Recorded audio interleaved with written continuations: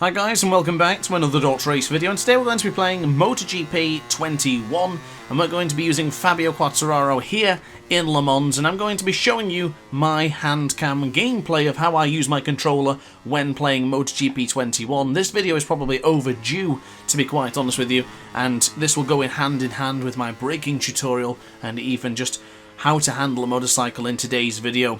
Now first things first, be very gentle, controlled and concise with that analog stick. You're going to see me rotating the analog stick. My left thumb literally never removes itself from the left analog stick, and I will use this in a way of just gently moving it to the left and to the right and just generally tilting it and turning it around. As you can see, I'm following sort of a clock angle, if you will, like I'm going clockwise or I'm going either counterclockwise. It never flicks backwards and forwards. It's very much moving left to right and just swinging around. It never just flicks left to right. I can't stress that enough, that you mustn't flick it to the left or right in a sharp, aggressive mover. It's all about being very smooth on the controller. And of course you will be able to see, as of course, my other hands and my other fingers as well. And therefore you can see exactly what buttons I'm using with the right thumb. Now the right thumb, it does shift around because of course that's what I'm using to shift. Square is my rear brake, triangle is my upshift, and circle is my downshift. So you're going to see that change throughout this video. But of course, as far as throttle control goes, I've done a video on that and braking as well, and this is just going to balance in and blend in with this video today. So you're going to see things I've mentioned in the past, such as pushing backwards on the analog stick when braking, gently applying the acceleration when coming out of the corner, and maybe even just gently pushing the analog stick forward ever so slightly when coming out of a corner that's got a high amount of speed, because what you might find is that the bike will start to wheelie, and therefore you push a little bit forwards on the analog stick and it'll just reduce the sort of lift on the machine up at the front end. Now also, which is very important, is to make sure that you don't hold the analog stick either forwards or backwards when not braking or accelerating. So if you're accelerating and you're on a straight and you're going up to 5th, 6th gear and you're on a complete straight, you've not just come out of a corner, leave the analog stick in its neutral position. Do not push it forwards or backwards, because you will push the weight on either the front or the back, and it therefore will slow you down. So only push out backwards on the analog stick when under braking, and only push forwards on the analog stick when putting quite a lot of acceleration coming out of a corner. So just be very careful with those two parts. Now as far as gearing goes, yours may vary. You may have a different setup to me. I am running triangle and circle as the upshift and downshift, as already mentioned. But it's entirely up to you how you want to use that. If you want to follow the triangle and circle, then you certainly can do. It works very well for me. I use it for the same for Ride 4 as well.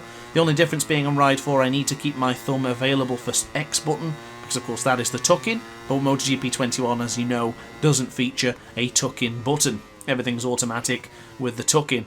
And you might be wondering, does that make a difference? And for me it really does. I tend to be a lot smoother on Ride 4 with the tuck-in enabled. However, sometimes I might tuck in a little bit too premature, and therefore there's too much pressure on the front end of the bike and you kind of accelerate too much and you'll get a little bit of a slide or a skid. In MotoGP I do find I'm probably a little bit better on the acceleration, but under braking I would say Ride 4 is probably where my strongest point is, but I am using the rear brake. Unfortunately, I will cover the square button, but as you can see as my thumb on the screen, it's going to be resting over the square button and not leaning on triangle or circle. The X button is only just for changing the graphic in the bottom right hand corner of your screen, so from changing to what the tyres look like to what the brake temperatures are, or even a combination of the both. The D-pad then takes care of the traction control, anti-wheelie, engine braking and power setting as well.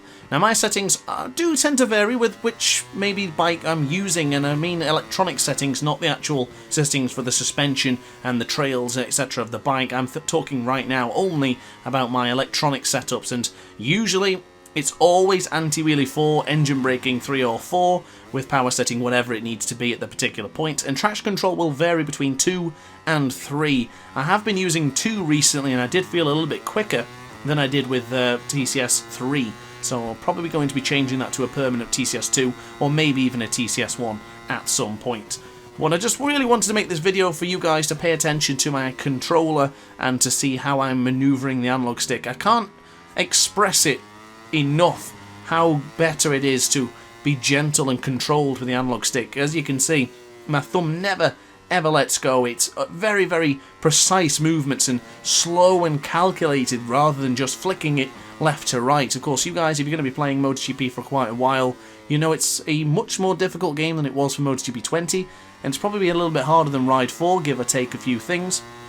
But as far as the analog stick goes, it's imperative to make sure that you are very, very controlled and concise with the analog stick. Now, something to mention as well regarding controllers, I am using a DualShock 4 for the PlayStation 4, I have tried a DualSense for the PS5, and I have tried Xbox controllers as well, and I can tell you each controller varies in more ways than you think. The dead zone on Xbox controllers for me are terrible. They are way, way too much of a dead zone. There's too much of a gap between the actual press and prompt rather than it actually working on the controller, if that makes sense. So if you pull down on the right trigger, there's a small gap that you can pull without there being any sort of connection to the game. There's nothing seems to be changing or working when you press that right trigger. The DualSense also has the same issue when on PC because it's expecting the adaptive triggers that isn't there. So therefore for me, the DualShock 4 has little to none dead zone, and that is by far for me very, very crucial. I've tried it with the DualSense and I can't get on with it when I play MotoGP or Ride 4 due to that dead zone in the trigger and on the analog stick. If you're an Xbox fan, you're going to be used to the offset analog sticks. For me, I don't like that at all. I much prefer a symmetric analog stick connection. I much prefer it, and of course the DualShock 4 being a little bit better in regards to dead zone, but of course you can tweak that on MotoGP 21. By all means, go in there and see if you can tweak it and find it how you like it. Each one to their own, of course. I'm not telling you if your controller's bad or good, but for me, my DualShock 4 is definitely the controller of my choice, which I'll probably use forever when it comes to MotoGP 21 and Ride 4, of course. Now, the lap times I've been putting in are nothing particularly special. I'm just having a little bit of a journey, and I tell you what, a little bit of a disclaimer. My hands are in a dodgy position. I was sort of leaning on my right-hand side to provide you the best angle possible. It was extremely uncomfortable, but I think I nailed it in the sense of showing you what buttons I'm pressing. So I really hope this video helps. Let me know in the comment section down below if it has helped, and have a bit of a chat about it as well, because I do aim to do some more guides, probably on MotoGP 21 and even on Ride 4 and GP bikes at some point as well. I know you guys appreciate the guides and I like making them, so it's all good. But if you have any issues, let me know, because I'm more than happy to talk to you about it. I've got plenty of time and I'll always have my phone with me, so I can always reply to comments. So if you do need assistance and you want a bit more advice on how to handle a controller, watch the video a couple of times if you need to. Ask me some questions. You can even join me in the Discord server and get to me directly there as well. Entirely up to you. But the video today was the purpose of trying to help you guys get a little bit smoother on MotoGP 21 and help you improve the handling of these bikes within this fantastic motorcycle video game. So last part then, just to recap.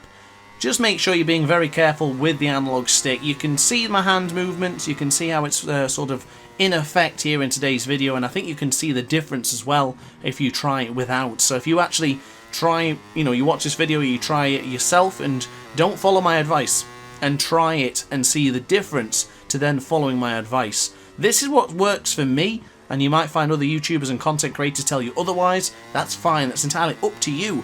I'm just trying to give you my opinion and the advice that I can give you the best of my abilities to help you guys get good on MotoGP 21. Now, entirely up to you and how you have the settings as well, in the sense of controller configuration. Mine might not work for you. If it doesn't, change it up, try something different. It's entirely up to you. But I'm just trying to make this video just to hopefully help as many aces and as many people as I possibly can. If you want to see more guides like this, or maybe I haven't explained it well enough, let me know in the comment section down below, and maybe I'll do another video. Maybe I'll do a full race so you can see how the hands are in action for the majority of a full Grand Prix. But upon that note, guys, I will leave my lap times on screen so you can have a little bit of a gander. Nothing particularly impressive, but I just wanted to make sure I got this video done. However, I needed to do it, so thank you very much for watching as always, guys. I really hope this video has helped. Fingers crossed. Like, comment, and subscribe if you enjoyed the video. Hit the notification bell to be alerted to every single DrAce upload and live stream, and I'll see you in the next video. Thanks for watching, guys, and ciao for now. Oh, hi! Didn't quite see you there. Good to see you're still here. If this video didn't quite sate your appetite, then why not watch some more DrAce content by clicking the video shown on screen now. Furthermore, if you would like to follow me on social media, you can do so now with the links down in the description. Consider subscribing so you don't miss a single DrAce video.